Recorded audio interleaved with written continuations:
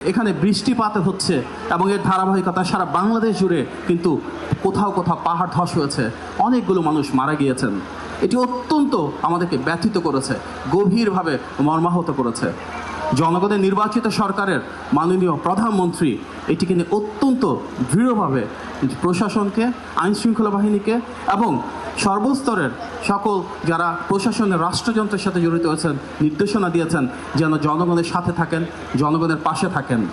ইতিমধ্যে আমরা দেখেছি উনি খুব স্বল্প সময়ের ভেতরে 2,15,00,000 টাকা নগদ অর্থ সহায়তা দিয়েছেন, নিশ্চিত করেছেন 1000-এর বেশি আশ্রয় কেন্দ্র চট্টগ্রাম, কক্সবাজার, রাঙ্গামাটি, বান্দরবন এবং খাগড়াছড়ি। শিয়া বাটার ও ভিটামিন সমৃদ্ধ লিলি বিউটি সোপ, তারুণ্যময় উজ্জ্বল ত্বকের জন্য।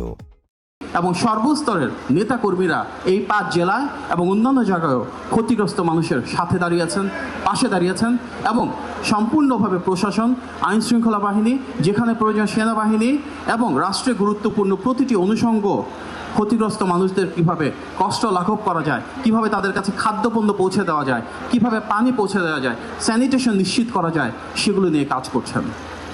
সুতরাং জনগণের প্রত্যাশাকে তাল মিলিয়ে বর্তমান সরকার প্রতিটি ক্ষেত্রে চেষ্টা করে যাচ্ছে মাননীয় প্রধানমন্ত্রীর নেতৃত্বে জনগণের প্রত্যাশা পূরণের জন্য। আজকে বাংলা কলেজে আমরা দাঁড়িয়ে রয়েছি, এখানে রয়েছে অনেক শিক্ষার্থী যাদের আগামী দিনের বাংলাদেশের কাণ্ডারি হিসেবে গড়ে ওঠার জন্য আকাঙ্ক্ষা রয়েছে। তাদেরকে প্রেরণা দেওয়ার জন্য আমরা আমাদের শিক্ষা ব্যবস্থাটাকে ঢেলে সাজাচ্ছি। আমরা দেশব্যাপী কর্মসংস্থান সৃষ্টি করতে চাচ্ছি। আমরা নিশ্চিত করতে চাইছি যে আমাদের এই তারুণ্যই হবে আগামীর বাংলাদেশের কাণ্ডারি। আমাদের যারা শিক্ষকবৃন্দ রয়েছেন ওনাদের জন্য আমরা সুযোগ সুবিধা বৃদ্ধি করতে চাচ্ছি।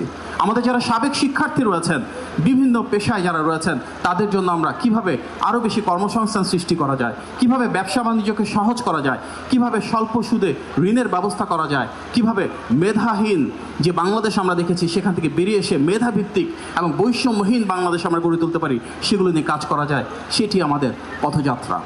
আজকে বাংলা কলেজের সাবেক শিক্ষার্থীদের আয়োজনে আমি মাননীয় প্রধানমন্ত্রীর সেই বাণী আপনাদের সবার সামনে পৌঁছে দিতে চাই, যেখানে আমরা সবাই মিলে যখন একসাথে কাজ করব, একসাথে দেশটাকে গড়ব, ইনশাআল্লাহ বাংলাদেশকে আমরা নতুনভাবে মানবিক মূল্যবোধের ভিত্তিতে নিরাপত্তা নিশ্চিত করে সবার জন্য সমান সুযোগ সৃষ্টি করে তুলতে পারবো।